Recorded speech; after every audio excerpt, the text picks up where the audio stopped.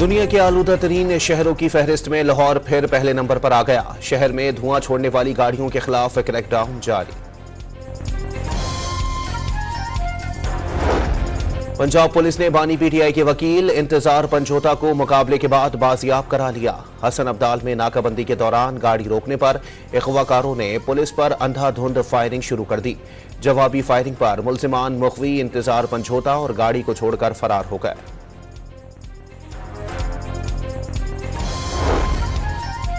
8 अक्टूबर को इस्लामाबाद से उठाया गया था, बहुत मारा पीटा गया।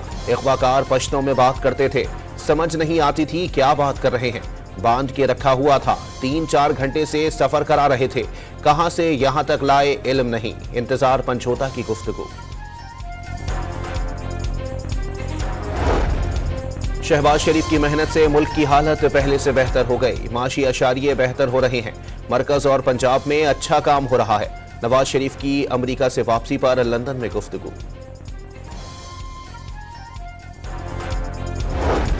खैबर पख्तूनख्वा के बाद पंजाब हुकूमत ने भी कौमी एयरलाइन की खरीदारी पर गौर शुरू कर दिया।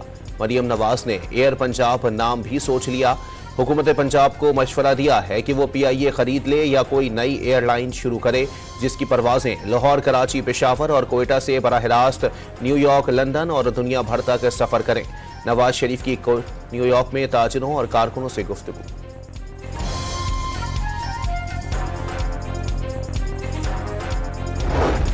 पंजाब में 24 घंटों के दौरान डेंगू के मजीद 114 केसेस रिपोर्ट। एक हफ्ते में 994 केसेस रिपोर्ट हो चुके।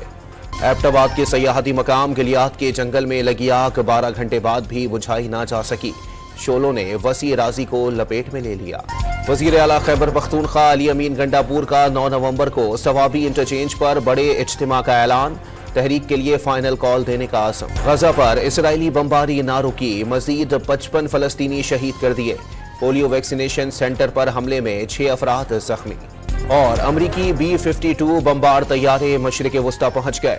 ईरान इसराइल पर मजीद कोई हमला ना करे, अमरीका की तंबीह।